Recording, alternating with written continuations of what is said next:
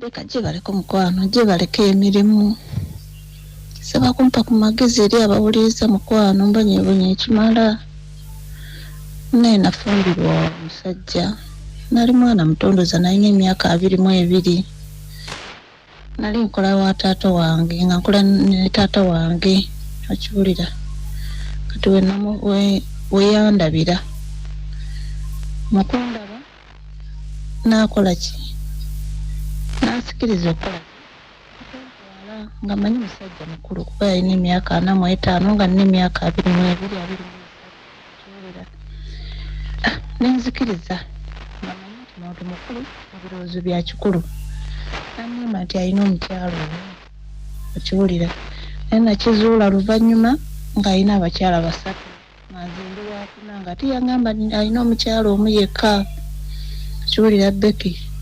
Kati ebiseera ebyo engeri gye nali nkola ne muzeeyi wange yali ansasula sente tezaali nnyingi naye nga nsobola okusevinga nesevinga obusente bwange mu post bank.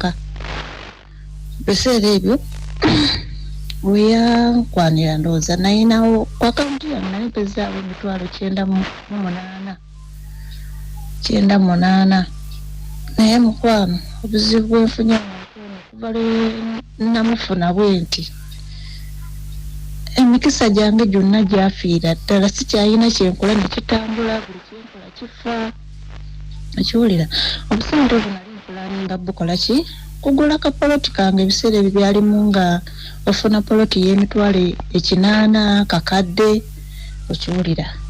Naye kati ebiseera bino buli kyenkola kyonna ndi mukazi mukozi nga bw'okiwulira Madamu Becky naye buli kyenkola kifa simanyi omusajja oba alina bisiraani oba alina biki. Mubutuufu nagenda nakola ki nensalawo ngende e Dubai owulira nkole. Bwe nagenda yali 2016 nensalawo ngende nga mpulira embeera egaanye okiwulira tewali nkulaakulana nga bwekitegeera buli saawa kukumira mu kulimbalimba nakulimba kino omwaka ne guggwako n'agamba kino kiri ne kiggwako n'okwata omwaka omulala n'ogumiikiriza ng'omukazi omugumiikiriza bw'abeera Becky. Nengumiikiriza buli kimu n'ekigumiikiriza n'akontinuinga n'okunimba.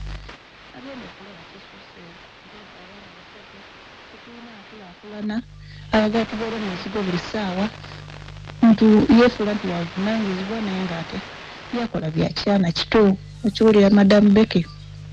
Nensalawo nenkola ki namuddukako nabuddusi napanga nefuna passport okiwulira nefuna passport nenkola byonna byonna ne processinga buli kintu nga talina kyamanyi nengenda ku kyeyo okiwulira Madamu Becky 2016 ogwokusatu.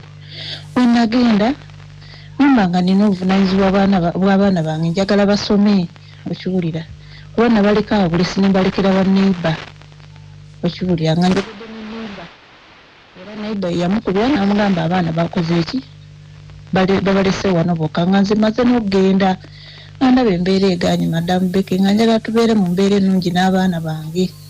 Bwe nasalawo okugenda Madamu Becky yatandikanga kumpeereza bigambo byakumalamu maanyi yakolima tava mu basawo baseeka tavaamu era nangamba nga bwe nagenda bwe ngenda okudda sigenda kudda na kantu konna.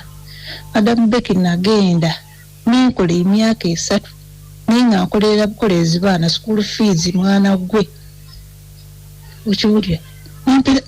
Mperezaako omuntu okungulira poloti namuweereza $6,000 saamanya nti anfera okiwulira era yadduka buddusi na sente n'agenda nazo n'esimu yange n'agibulookinga okiwulira.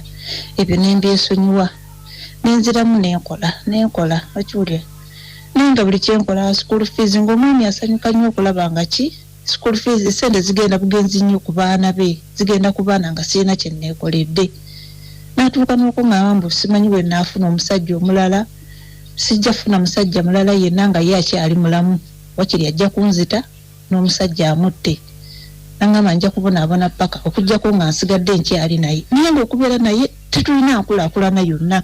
Omusajja nsinga emyaka Madamu Becky mpulira nga nabikoowa nagenda era lazima yatambula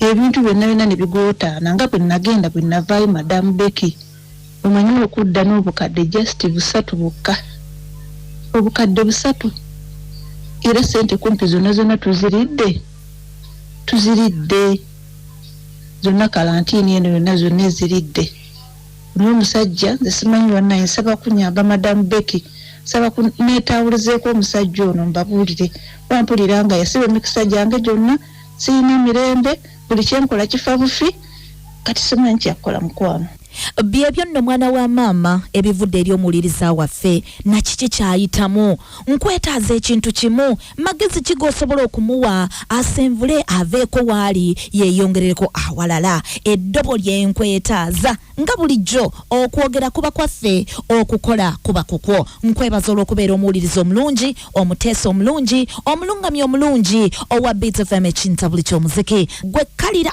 matuugo gasigale ku radio kankomewo kubanga maama onalina okwongera okutulambululira twongere okunnyonnyoka bulungi ensonga eno nti bye tuteesa bibere by'amakulu gyale nze Rebecca Jingo kankomewo gye